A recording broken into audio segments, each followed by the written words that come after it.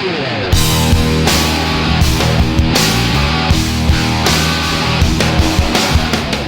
now listening to The Bryan Callen Show with your host, Bryan Callen. Testing 1, 2. Yeah. Hunter Moss just put the mic back together. Talking to that mic, Hunter. Testing 1, 2. Yeah, oh, did it. Jackpot. Hunter fixed the microphone. My son told someone to shut up, and I had to go and Bryan, what strategy did you use in terms of instilling discipline in the I man? force my will upon him. Oh, okay. Yeah. I pick him up, I sit him down, and I go, look at me right now, and then I scold him. I'm not a child psychologist. No, but I think that's a very Cesar Millan type thing to do, right? Like, I guess, but not really. I mean, I love him, so and he'll go, and he'll make me laugh, and then I don't have any, I resent loving another human being that much. He's just so cute. Yeah. He's so goddamn cute. Well, some people believe that that's a deliberate evolutionary strategy. I'm sure it is. To manipulate you. Yeah. So that you provide food for him. Yes, they say that, like I think Socrates said, that man loves immortality and your children represent immortality and it's your genes and there's a biological need to but fuck off. Yes, I suppose, but don't reduce children, those angels, those complicated, incredible organisms to, just an extension of my biology. I see kids I've never met before in my life, and I love them. I love all children. But that's the whole point. They're tapping into your psychology. There's a very specific set of features that make a kitten cute or a puppy cute or a child cute. Innocence. Yeah. It's also their innocence. It's also their joy. It's also their forehead size. But see, yes, they are adorable, but they're so innocent and they're so loving. They're morons. Don't get me wrong. They're morons. They don't know things. They don't have context. They haven't uploaded culture yet. They haven't. That's right. That's a good point. But they're so innocent, and they're so I love watching them play. Mm-hmm. So Joseph Campbell talked about this shaman, this great shaman, and as he was dying, he said, "I've heard the sound of the universe." And he huddled around. I go, "What is it?" And he said, "Listen." And in the background, children were playing. Mm-hmm. He said, "It's the sound of children playing." And I like those little simplicities in life. Mm-hmm. I like that Daniel Robinson, who has those courses, the Great Ideas of Philosophy. We had him on the podcast. I said, "You know everything."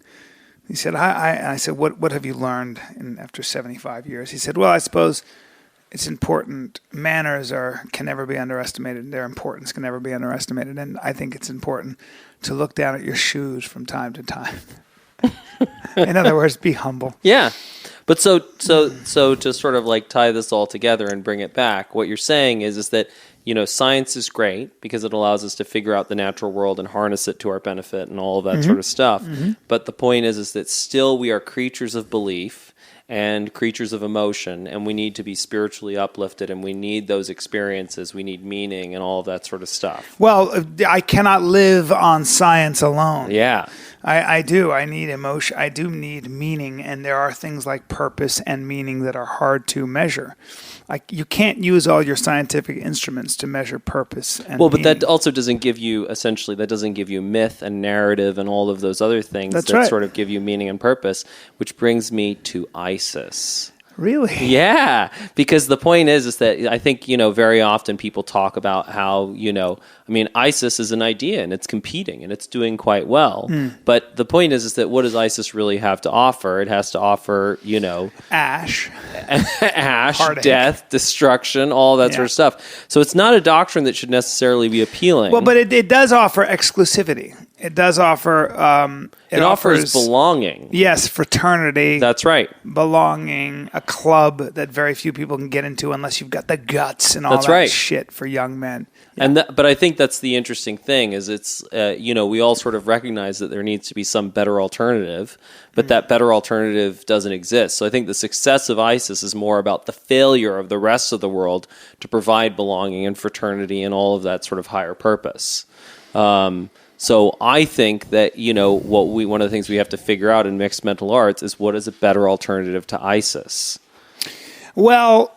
And I have a proposal. Go ahead. It's called the Callenphate. The Callenphate.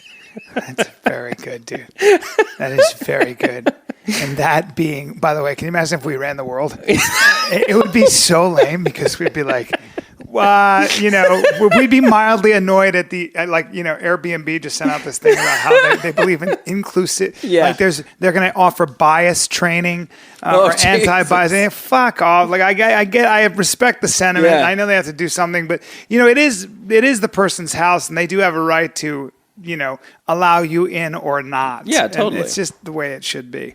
If a transgender person or a black person or whatever wanted to rent my place, I guess what? If your money's good and you got good credit, you're coming in. I don't care. Oh no, don't get your transgender cooties on my toaster. This is not how I think. But that's the great democratizing and humanizing power of trade, right? It is. That you don't give a shit, and that is so true. I mean, commerce really is commerce, just and sport and those kinds of things. They melt away. Entertainment, commerce and entertainment, all of that stuff melts away the color lines. It does. If you make me laugh, if you are excellent at what you do and inspire me, if you make me money, if you make me money, I don't really care who you are. When you work together, when you work with, people. And you deal with their day-to-day moods and their wishes and their beliefs and, I worked with all these in DC. I sold Time Life books and I worked with almost all black people. Mm-hmm. And they were black people as in they were from DC and their experience was a black experience, which really means that they grew up in shitty neighborhoods. Which is not necessarily the black No, but in this case, this was the Washington, D.C. black experience where people were fighting pit bulls and selling crack within view of the White House. Oh. Yeah. I mean, it was bad. It was the 80s and people were getting shot and they were all, selling Time Life books and trying to make a living doing cold calling. They dressed well. They were proud and they were like anybody else looking for a better life, etc. They had kids. But what I thought was interesting was as we were spending all our time together and trying to sell books to a-holes all over the world who kept saying, no, you pass the time by laughing and being silly and coming up with your own language. And before you know it, of course, you're not really thinking about whether or not you're black or white. All I remember doing was trying to pick up this very sexy black woman named Christina, which doesn't seem like a very black name. I'm sorry. It just Christina. I've never. But it's not so much that the names are unusual; it's the spellings are unusual. She was so hot, and I remember I was like, I just wanted to date her so badly, but I just looked at her, and she was such a fucking specimen of a human being, and I thought, there's no way you're going to be attracted to me. I'm just too white and medium. Your boyfriend has got to be Scottie Pippen or Michael Jordan because you're the female equivalent of it. Do you feel like that has driven your comedy and sort of your purpose in life? I wonder. Did you think that you mean because last night I did a bit. I did 25 minutes on being an English supervillain, and then that was 15 minutes, and then another 10 minutes being a Spanish dancer. Yeah. Do you think that Christina has driven your insecurities, or do you think Christina was like the perfect manifestation of your insecurities? I have a big dick, Hunter. That is so that's not really what I worry about. No. I wonder where that comes from. I think a lot of it is as a boy you're fed this mythology.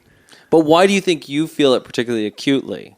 Oh, it might be my dad's size. Yeah, it might be. And me not being as big and then having this prototypical Marine, this male, and the idea of masculinity, which, by the way, when it comes to my father, especially when he was a young man, couldn't have been more prototypical. Yeah. I mean, big, gruff, powerful. Your father is a human bear. Yeah, he's a human bear. And so when that and also growing up in the developing world where most people ate rice and legumes and maybe some fish if they could afford it. Yeah. They weren't milk, meat, and wheat eaters. And so they didn't, he's Germanic and Irish and a giant man. These people were Pakistani and Indian and Southern Indian. And Filipino. They were small and Filipino. Yeah. They were all small. Yeah. So he just looked like this giant, right. this inferno, this giant, this tower.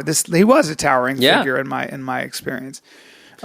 Big wrists. Yeah. His wrists were too big for, I think he bought a Rolex Presidential and had to get extra links added to it. I need more gold in my watch. That's when you know 'cause my you're a wrist is fucking so man. big. When your wrists are too big for the watch you bought. For the Rolex you bought. You got to send it back to Rolex and have them add on a couple more links.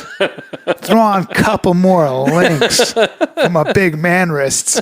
Meanwhile, I still have girl wrists. Brian. I know. But so what we're sort of tapping into here is a lot of this is about tribe, right? Like you formed a new tribe at Time Life Books, right? Yeah. Where, you know, it sort of transcended your previous tribes, right? And people are very good at forming tribes very easily, right?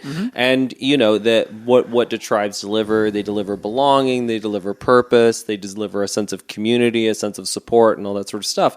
And, you know, we still have those tribal longings because we haven't, you know, even though our culture has moved ahead so quickly, right? The biology hasn't changed. Yeah. And essentially the modern world is very bad at delivering that sense of tribe and belonging and average. 100%. And so that's why we need to go back to the idea of the Callenphate. I like the Callenphate. It's just that you and I would be, I guess what we'd be is we'd be like, look, we're very inclusive. Yeah. Just don't be politically correct about it. And, you know, but make sure you eat meat. But then again, we do respect vegans. And, well, I guess the Callenphate would be this. It would be, let's talk about what the credo would be. Exactly. The credo would be, we're the rulers, but we're definitely going to stay the fuck out of your way. However, we believe in law and order to an extent. If you make a promise, keep that promise. Contracts have to mean something. Well, no, let's go back. Institutions must be incorruptible. They must have integrity. Our courts must have integrity. Corruption will be punished to the letter of the law, to the full extent of the law. We will have stable, strong institutions. Courts, the executive, the judicial. Now you can see why ISIS is currently beating why the Caliphate is beating the Callenphate. Shit. Yeah. So I think that's part of what we can do today is we can start to figure out what would this Callenphate be, right? And what are the things that you would look for in a tribe to join? See, I go to a lot of things. I think of things like when I see candidates, they're hijacked by a couple things. One is military spending. Got to look strong on the military. Two is entitlement programs for the elderly. Three is farm subsidies. You got to take care of our farmers. Four is you've got to be a good Christian. You just have to be a good Christian. Trump is the exception to that. He's kind of left that alone, but you've just got to believe in our Lord. No, I mean, Trump has he's been born again. Officially. Yeah, well, you always have to be. So those things for me, and finally, you know, you probably have to be, I think those are the four big ones. And so my Callenphate, if I were ruler, I always think to myself, I would have none of those allegiances. I would say I would hold to some certain truism. Evolution is true. It is not a theory. It's about as much theory as the theory of gravity. It's true. That's what the science points to, so I'm going to be scientific about this. Religion is between a man and his God. So separation of church and state. 100% to separation of church and state. Responsive to the evidence, whatever the evidence may be. Responsive to the evidence, whatever the evidence may be. Okay. That's right. As far as farm subsidies, as far as those kinds of things, you'd have to look into it. But I don't think there would be a debate. But I've always had a problem with artificially propping up any marketplace for a long time, especially when that marketplace is an economy of influence. So what you're saying is that you would be pro-market rather than pro-business. I live in a market. That's right. I live and die by the market personally, right. as a comedian and as an actor, and I've never lived any other way. I've never had anybody bail me out besides my dad when I really needed money, and I'm lucky that way. But in all seriousness, I've never had anybody bail me out that way. I have to rely on my imagination. I don't, and I think sport is a good metaphor for that as well. You either make the NFL or you don't. It doesn't matter how popular you are. It doesn't matter how much money you have. Just talk to Tim Tebow and Johnny Manziel. It doesn't matter, man. It's the way it is. You can work your ass off, and sometimes there's just not a place for you. You know, and I think that's very good, and that's part of what makes this country great. I do think that, and again, as I get older, I don't think that the government has only very limited function. I become probably a little bit more of a centrist. I do think that there is something we can do about climate change. Well, let's back up. I mean, I think I'm all over the place here, but I think that, for example, climate change, if you really look at the science, seems to be a looming threat. It does seem to be at least something real. Well, something that recently happened to me, you know, I was with a friend of mine from England, and he said, you know, I was saying, you know, blah, blah, blah. There are ways to like move forward on getting off oil and coal without having to deal with the controversy of climate change. And he just started laughing. And he says, that's the most American thing you could have said, because nowhere else in the world is it controversial. That's right. That's right. That's exactly like the right. rest of the world is sort of moved on. Well, I think the United States, this is where Christianity comes in. I'm sorry, but I actually believe that a lot of people, especially on the right, and I'm more right wing certainly, and I'm a marketplace guy, but a lot of people on the right, and I'm speaking for them, but I really think a lot of people think God would never let this happen to us. Well, I mean, that's the question: is that the founding belief that leads to the conclusion, or is that the rationalization that comes in afterwards, right? But it could be both, you know, in some ways. It could certainly be the idea that, you know, human beings tend to be optimistic and you know. Well, no, not all human beings. I mean, there are Russians. When you've suffered when you've suffered the Mongol invasions and the Nazi invasion, and you've suffered and you've lived through World War I and II, you can't help but be a fucking realist. But that's specifically to be a pessimist, which is also to be a realist. Yeah, well, I mean, I'm sorry. Yeah, to be paranoid, which is what, you know, Russians are, and that's fine. But the point is that those are, again, complementary mindsets, right? Yeah. Optimism and pessimism. But the point is that culture, again, like there are biases that different cultures have. So the bias in American culture is to be optimistic, which is to say to be delusional very often. Yeah. Because I was just in Holland, and, you know, most of Holland is, you know, below sea level. Right? Yeah. Like it's, you know, always an inch away, the little Dutch boy with his finger in the dike. Yeah, you know, it's amazing the degree to which the whole culture is structured around the fact that like they have to work together, because if they don't work together, like try being an individualistic Dutchman, right? So they do have individualism in terms of trade and all that sort of stuff, but they're able to be individualistic when it comes to trade and enterprise, and then they are able to put on the polder hat, right? The dike hat, where they're like, okay, but separately, we're all going to flood to death if we don't communally ensure that the infrastructure is good. Yeah. And, you know, Americans don't do that, right? They are like individualistic when it comes to business,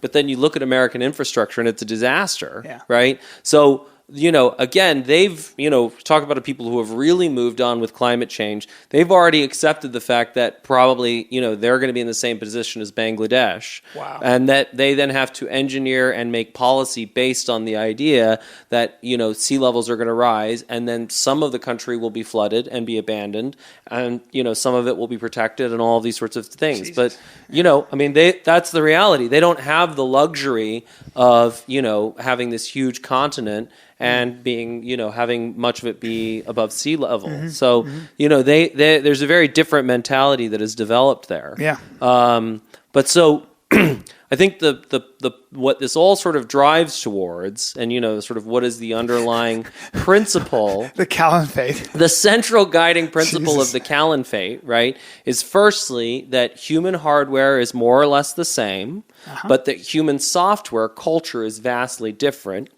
and that we are now in a position where we you'll hear that on stage in my next special, which I'm excited for. And you guys heard it first here. At least I'm stealing from Mott's, and I already have. But that's the whole point. So this also also... I'm borrowing culture. I'm assimilating You're culture. assimilating culture from me, and I assimilated it from people like Joe Henrik. There you go. And then he's assimilated it by assimilating lots of other people's ideas. I love that ideas. expression. We have the same hardware. That's right. It's the software that's different.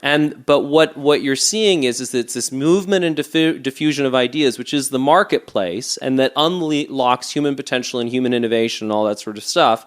And so that the focus of the Callenphate is to evolve culture that is better suited to the environment in which we live. Right? And incorporated within that, you have the responsiveness to science, you have the importance of the free market and the openness idea, the which separation opens of up church culture and state, to culture. which opens up culture has to cultures culture. have sex. That's right, exactly. Literally. Yeah, and so that is the point, is that you want to have as much idea sex as possible. Like the better I love idea sex and I love real sex. That's love right. when black people have sex with Korean people, have sex with white people, have sex with, it's great. So the Callenphate is based on orgies.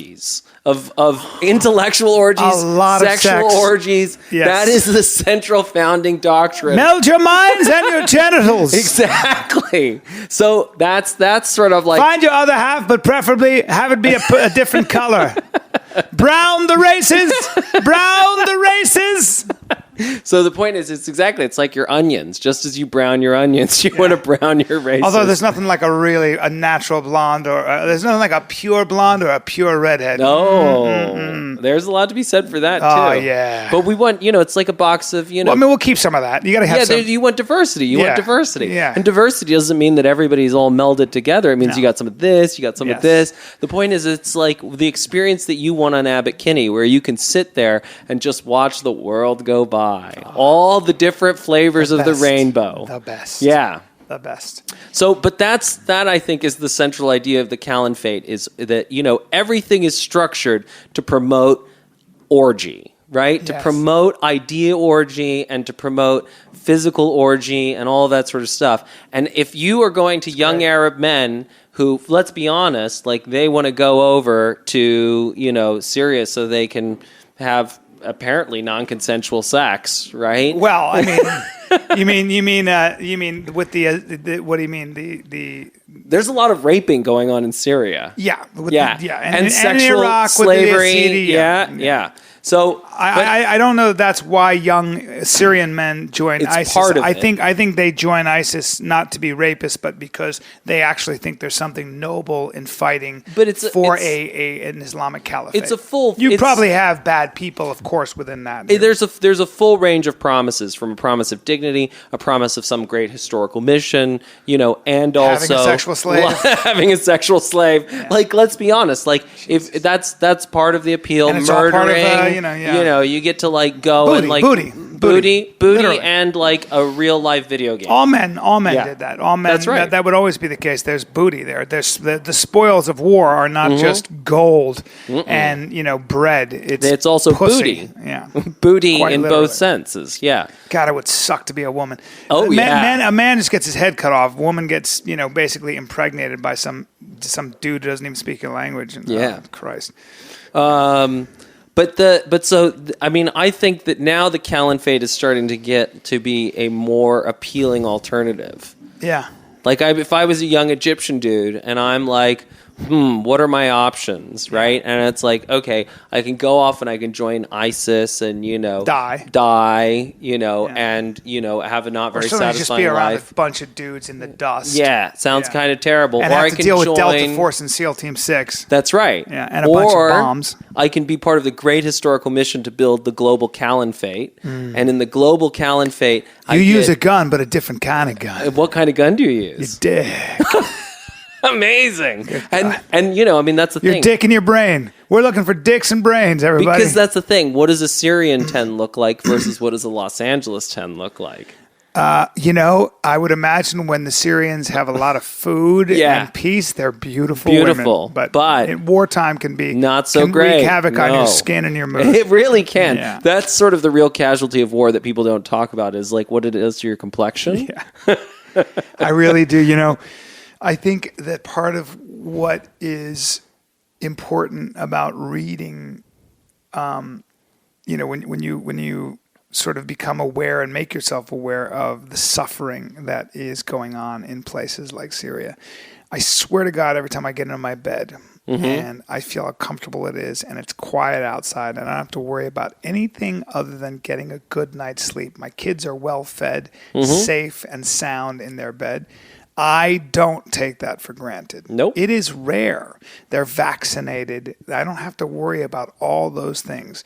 Lions and tigers and viruses and poisonous spiders, and more importantly, a government that can knock on your door and take your property or take your woman or take your children. God damn. We're lucky. Well, there are some people Yet in I the still United own States guns. who do I worry still about that. own Yeah. guns. Yeah, well, I've still got some of that militia in me. But the thing is that, I mean, in order to really secure that, right, you have to deal with the places where people don't have that. And you have to find ways to spread that prosperity. We are doing that, right? So Are we? Well, Again, this comes back to complacency. No, I think that we have made progress, and progress. Obama. I listened to a speech he gave to Howard University recently at their commencement speech. Did a great job, and he said, "I'm going to say some things that are pretty controversial. One is that we are better off. Even race relationships are way better off than when I graduated from college in 1983. The overall trend is up. Well, but more importantly, all of Latin America, now that FARC has sort of signed this peace deal in Colombia, all of Latin America essentially is at peace. There are drug problems and things. Venezuela's on fire. But for the most part, they do have democratically elected governments. It used to be dictators and strongmen, propped up by the United States, well, with the exception of Nicaragua, which was propped up by the Soviet Union. And there were real wars going on. But a democratically elected government is not the same thing as an inclusive system. No, it doesn't. And there are still huge issues, of course, in Brazil and everything else. But you have to give credit for the fact that, the places that are really at war are between Nigeria and Pakistan, that belt where one in 6 people on the globe live. 5 out of 6, according to this article in the New York Times, and I think it was an editorial, 5 out of 6 people are not living in what you would call countries at war, meaning countries, sovereign nations fighting over territory or resources with their armies. And that's significant. There is, by and large, we have, I think, made progress. Steven Pinker would agree with that and things like that. Doesn't mean that you say there's no more work to be done. We have massive tragedy and massive problems going on, primarily in, it seems, the Middle East, the Arab, the Muslim world. There's something going on there. There's a debate raging within that community. Well, I think that's the thing is that if there's it's one thing to talk about violence and the trends in violence, but there are other threats that we have to deal with, right? For example, environmental threats. Yeah. There are ideological threats within the United States, right? When Fukuyama wrote the End of History and The Last Man, right? It seemed that democracy had won, right? He didn't say that the final victory was going to happen. He said there were back and forth movements and all that sort of stuff. But Putin, the rise of Putin has moved towards a totalitarian state. He has promoted and spread totalitarianism throughout Eastern Europe, right? He's divided the EU. He's helped break up NATO, right? He's creating dissent within NATO. So I think that there are counter-historical trends that are moving away from... It's true. I just wonder because the Soviets, the Russians, seem to have very little to offer other than they don't even have really an ideology that they stand behind. They're capitalists. I mean, it's worse than that. They're oligarchs. They're oligarchs, which is not the same thing as capitalists. No, of course it's not. They're oligarchs, but it used to be they had this egalitarian philosophy. They had a philosophy, an ideology in communism that people could sink their teeth into. People could say, well, this is in theory, this is something I can get behind, or at least a variation of it. Let's call it socialism and things. The Soviets don't even represent an idea anymore. The Soviets seem to represent. When I think of the Soviets. When I think of the Russians and Putin, I think of a band of thick-necked toughs with guns who are willing to kill you with odorless, tasteless poisons, fucking bombs, and they're just not held accountable. They're just brutal men who don't offer. I mean, when was the last time you bought a Russian product? Well, the point is that even Russian oil. But the point is that may be what you see from outside, but there's something very different going on within Russia, right? So Putin has really developed the narrative that, firstly, democracy doesn't work. Yes, right? I understand all that, but it's also made his country weaker. It may have made him... He's got an 82% approval rating or some bullshit like that. But that's the whole point, Yeah. is that it's possible to create a totalitarian regime where everybody is worse off, but if everybody buys into it, then it doesn't really matter, because the point is that the world has gotten worse off. I don't know that everybody's bought into it, is what I'm saying. No, maybe but in Russia, because he's the only alternative, because they don't have any viable alternative, because people are drawn to strength. But at the end of the day, Russia's life expectancy is But what do you think is happening falling. in Turkey? I think in Turkey there was a viable, threat to a coup. There was. You don't think huge that was dissension. astroturfed?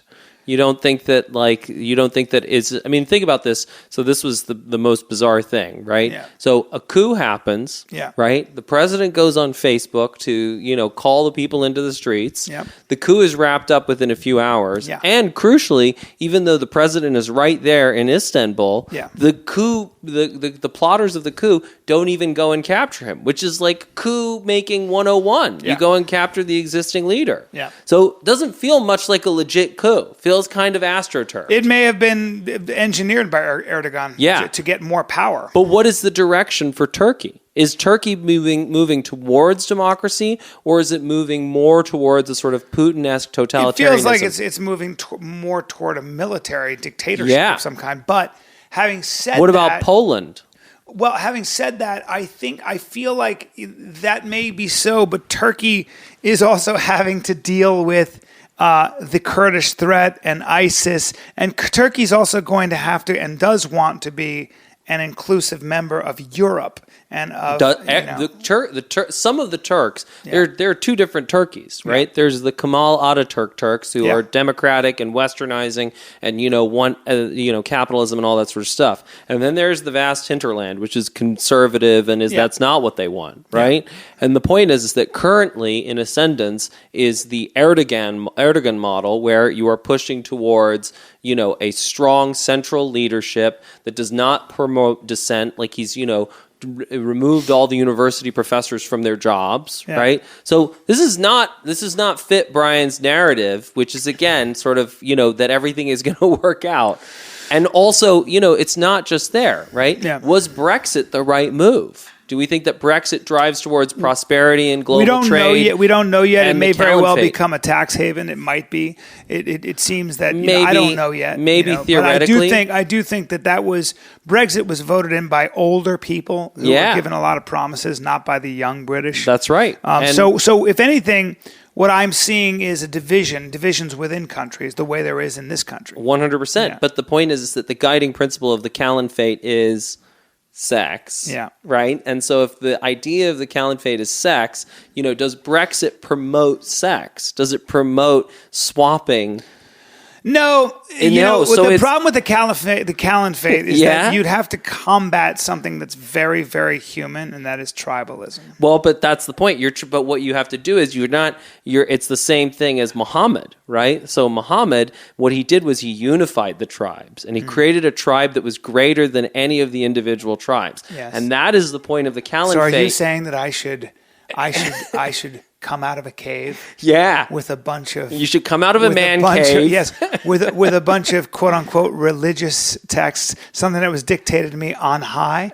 Are you saying that I have spoken to God? I am saying that whatever the method of revelation was, whether you attribute it to books that you've read... The problem is I don't have an English accent. It'd be very hard to come out and speak as though if you're from England and you speak this way, people will listen to you. I have spoken to God, everyone. But Bryan, what would you say what accent would you say your career has mostly been based on? Well, I know that I know Donald Trump, and I really mean this. I spoke to God. He's a terrific guy. And I'll tell you something. He hates Hillary. She's a corrupt bitch, and he hates her. And I hate her too. And if God hates her and I hate her, then you should hate her too. And I really mean that. She's a cheater. She's a liar, and her emails are disgraceful. She was a terrible, terrible person. But Brian, that was a bad Donald Trump. I apologize. But Brian, what accent has your career mostly been based on? Well, of course, from. So the point is that if hey, dude, don't.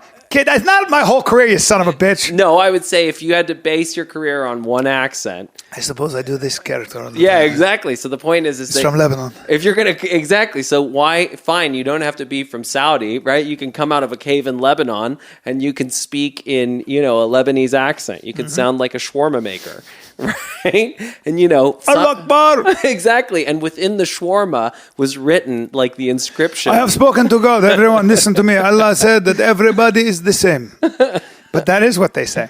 Yeah. So but if we're talking about yes, humans are tribal, but I think that's the point, is that we have a bunch of sort of regional tribes right now that are ultimately holding us back, and we need to carve out some sort of new human first identity. That was the term that a friend of mine used, Marie. Human first. Human first, yeah. Where you can have whatever secondary identities you want, but that fundamentally you're leading from the place of that shared humanity with a recognition that you've picked up some sort of culture and that you may have to overcome that. Until there is a scarcity of resources. C, the Killing Fields, our wonderful author of not is it Killing Fields? No, of Bloodlands. Yeah. Jared Diamond's example of how quickly the point tribes become genocidal. That's right. When there isn't enough water for their children. So the point is that there's that danger that we turn genocidal. But the other alternative is the Dutch model, where you understand that your environment is under threat, and so therefore you have the ability to band together against the common threat. Sir, you just said band together and common. Common sounds a lot like communist. I'm going to need to see your papers. Brian, it sounds like you're. Can we go back 15 minutes where you were saying, we got a communist on our hands, can we ladies go and back gentlemen? 15 minutes to the part where you said, the communist ideology, the sort of thing a person could resonate with and get behind. And I'm just saying.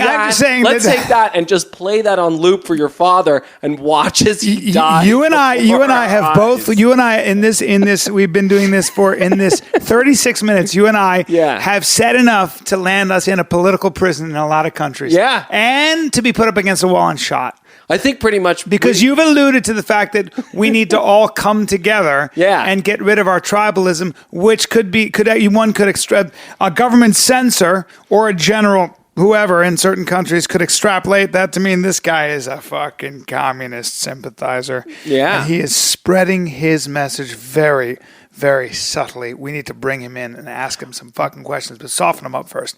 Make sure he doesn't sleep. Make sure he doesn't have any water, and don't let him go to the bathroom, and then bring him in here. I want to talk to this guy. By the way, put his feet in a bucket of ice. Well, you don't have to worry about a Dutchman not going to the bathroom, because I've eaten enough cheese in the last 2 weeks that... Oh my God. He just all stopped up. There's so much cheese. Fuck, it's amazing. I'll eat the shit out of so much cheese in Europe that my face, I didn't recognize my face. The sodium...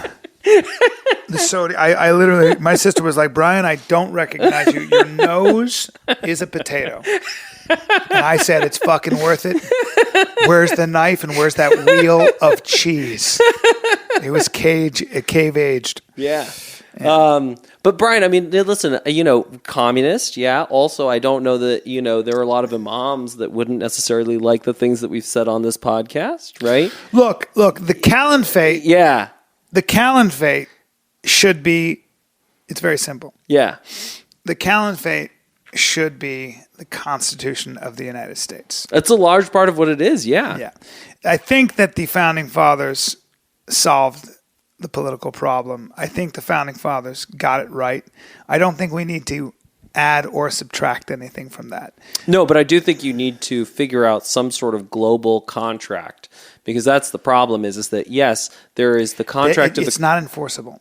Global contracts, I mean, communism, they tried it with communism. Hold on. Yeah. What does it take to enforce the contract of the Constitution?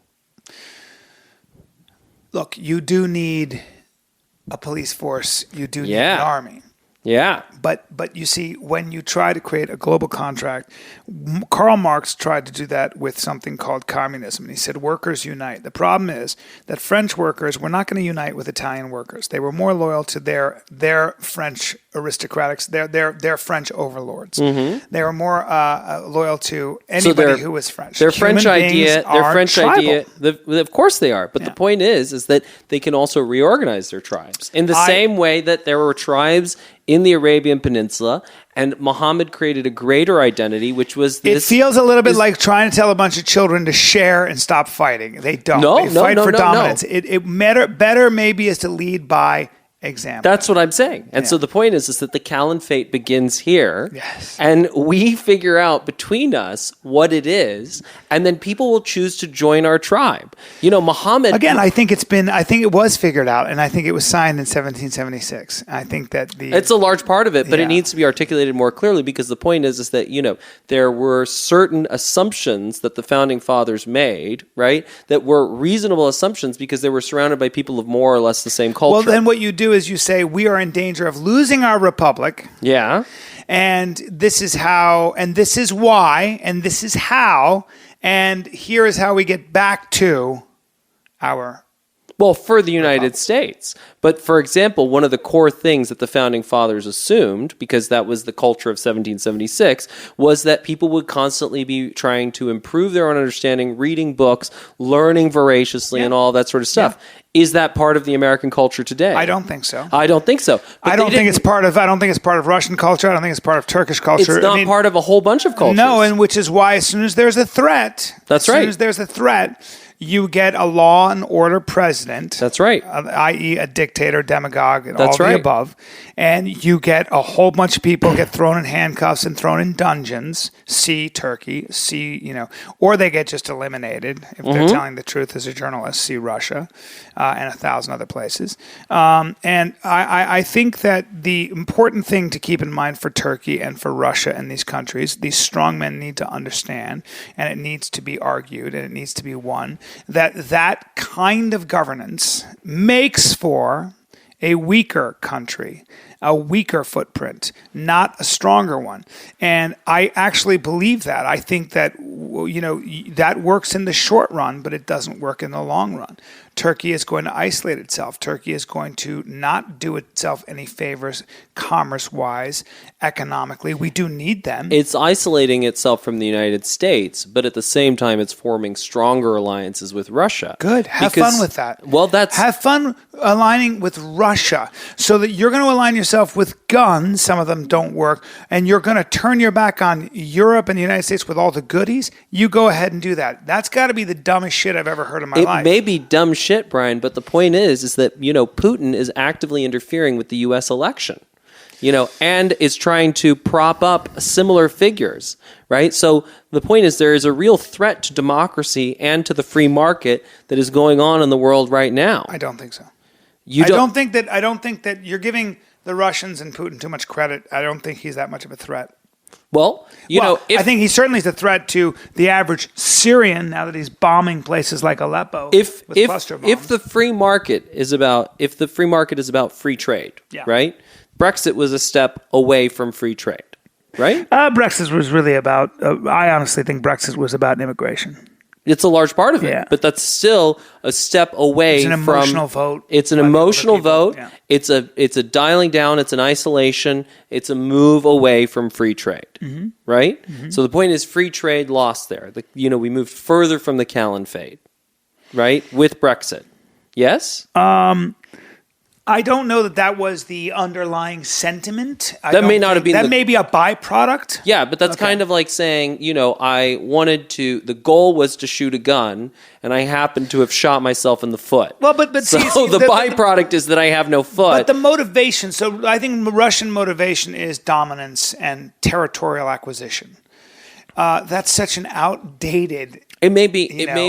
You may think it's outdated, but the point is that history. I mean, there are these two. There's the Western model of history, which is sort of that it all sort of moves forward in a straight line and moves up, and there's the Chinese model of history, which is cyclical. That it's cyclical and it repeats itself. And the reality is that the best model of history comes from combining these two, where there's a series of cycles that repeat themselves, but the overall trend is upwards. That's right. Right. That's a good point. Now, the point is that it is in our interest, right? To make sure that we aren't on the downslope of one of those cycles, right? It may be that in the course of 1,000 years, everything figures itself out, but we're not around for very long, right? So personally and subjectively, It's true that you're saying this, but I don't think it's lost on the vast majority of, let's say, Latin Americans, Canadians, Europeans,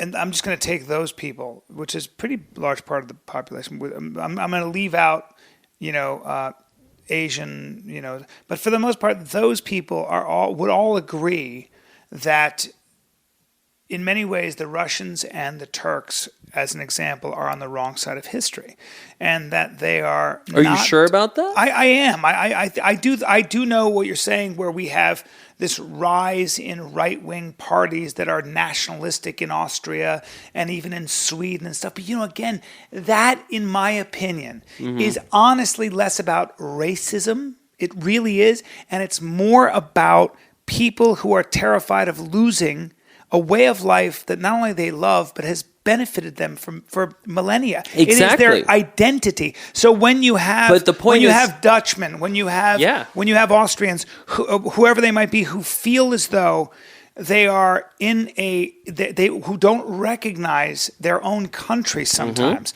or they feel like they're being quote unquote overrun by cultures they have nothing in common with, that don't want to assimilate, when they feel like they're being run over by trucks by some Islamic fundamentalist, you can understand that they say, guys, we've got to be more careful about who we let into this country. That's an emotional and even, irrational response. It is 100% understandable. It's not about being racist. No, and that's the point. It's about defending tribe and defending culture, right? And and identity, exactly. And these are love and what you love, and everything that we've ever discussed on this podcast fits 100% with that, right? So this is not a defense of sort of the, Hillary Clinton finger in the ears, let's pretend we're all the same. Yeah. Because again, hardware is the same, but culture is very, very different. Yes. And culture has to be preserved and protected and nurtured and all that sort of stuff. Right. But the point is that yes, what I think it's important to recognize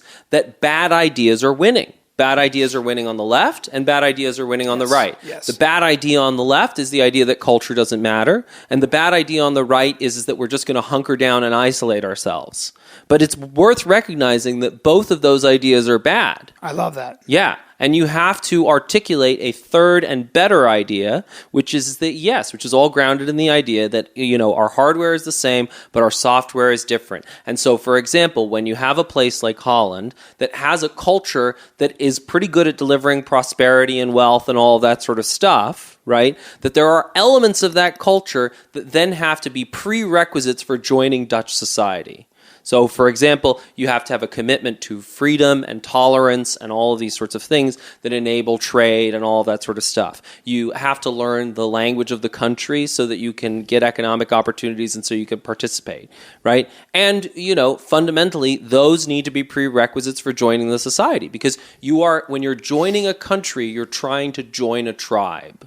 And you have to figure out what is the set of things that are essential, right? So it may be essential to have a certain attitude and treatment of women. It might be essential to speak Dutch. But what are the things that are non-essential? You do not necessarily have to consume your body weight in cheese every year. You don't have to be 6'5". You don't have to be 6'5". Those things are irrelevant. Right. But the point is that there are going to be, for each country, you have to start to figure out what are these two lists. What are the things that are essential, value and belief-wise, and what are the things that are non-essential and negotiable? Yeah, but then don't you run the risk of imposing a belief system?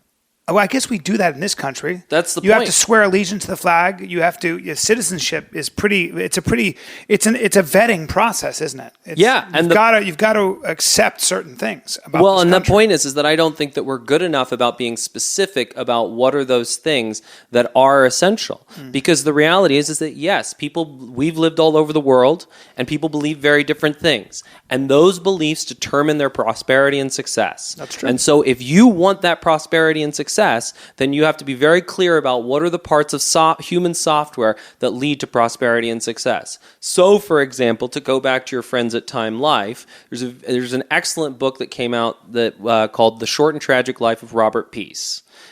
which I would recommend that everybody read.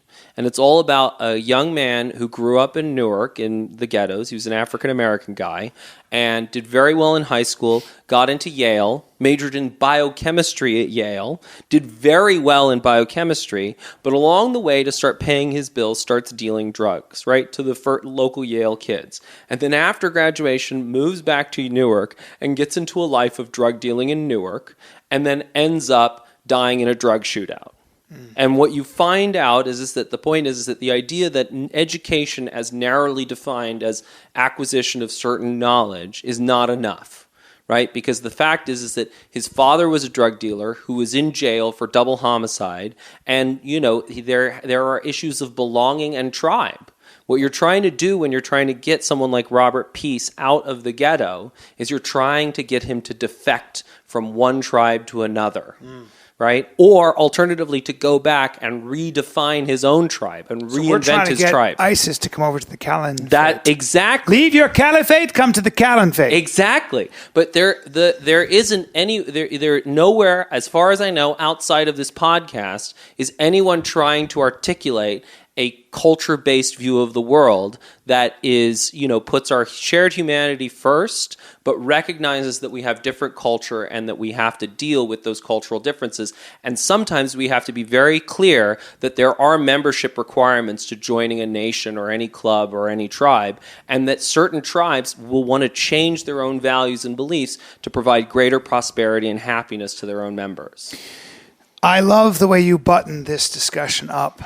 And when I go to box now, I'm going to be thinking about that. That's as I good. try to punch somebody in the fucking face. That's good. And to your point, we want to lead by example. Yeah. The point is that, it's like Muhammad, which I'm constantly trying to pigeonhole you as Muhammad, as the next Muhammad. Thank you. And Brian doesn't seem to ring on. But see, the problem is actually with you and being... people, and by the way, if 100 years from now, or 700 years from now, or 1400 years from now, if somebody draws a cartoon mocking me, please don't stab them. But remember, there was the life of Bryan. This right? is true. So the point is that you, as Jesus figure, actually, Monty Python I like that already you're casting me as this. I can walk on water and I can heal. But actually, I think that's the problem. Is I don't know that you want to be Muhammad, because that's the whole point. Is Muhammad can't be depicted, and in 1,000 years, this is very true. You're not. But when they do depict me, I want them to depict me with high cheekbones, very broad shoulders, and an impossible penis. Yeah. So the point is that, none of the existing sort of Christ figures are really going to be satisfying. Yeah. It's going to have to be something better than that. So what you do want is it's not that how about no figure at all? How about just an idea? How about depicting me as a brain? Hello. Of course, Hunter Motz would be behind with a long reed whispering things into that brain. Yeah, and then a brain and an ear and a big mouth. But Hunter Motz is behind me. But then behind me, or, that's the point. But it would be another division, because you'd have Motzians and you'd have Caliphate and you'd have Callians. But the point is that the ideas are more powerful than any one individual. But at the same time, we need some figure to adore. And I think, Bryan, I think you're great as... Are you trying to say you adore me, Hunter? I do. And I think, the world will, in thousands of years, I think that's what it's all going to come down to. Ladies and gentlemen, I'll be in Gotham, at the Gotham Comedy Club in New York City, September 16th and 17th, if you want to touch me and look at me in person or ask questions about what Hunter Motz is really like. And this has been another great discussion that I love. And I like the way you button it all up. Yeah. But we have work to do then. We have so much work to do. So we have to come up with... So once again, before we leave, encapsulate what the mission is. The mission is to define a new tribe, right? A tribe that provides... So one of the biggest books that everybody keeps tweeting me about, which is an awesome book and also people should read, is Sebastian Junger's new book, which is about tribe. And all about, all of these guys who go off to war, they have this tremendous sense of belonging and the band of brothers and all that stuff, and they come back and they don't have that, right? And that's part of the reason why transitioning back into society is so difficult for a lot of veterans. But so there is this need for tribe, and there is a need for belonging, and there is a need for historical purpose. And so the point is, for all of us collectively, anybody who wants to join, right, it starts with us, but any of the listeners and followers, to define a new tribe with a new set of beliefs and values that is able to deliver greater prosperity and happiness and all the good things in the world than has ever existed before. Hunter, you ambitious motherfucker. Of course. Why be anything else? All right, well, let's get together again. Maybe this next week. Yep. Monday, Tuesday. This has been part 1 of the Callenphate. You've been listening to The Bryan Callen Show with Bryan Callen. Be sure to like him on Facebook. Just search for Bryan Callen Comedy. And follow him on Twitter. Just search for @Bryan Callen. You can also find him online by visiting his website. Just go to bryancallen.com. Until next time, bye-bye.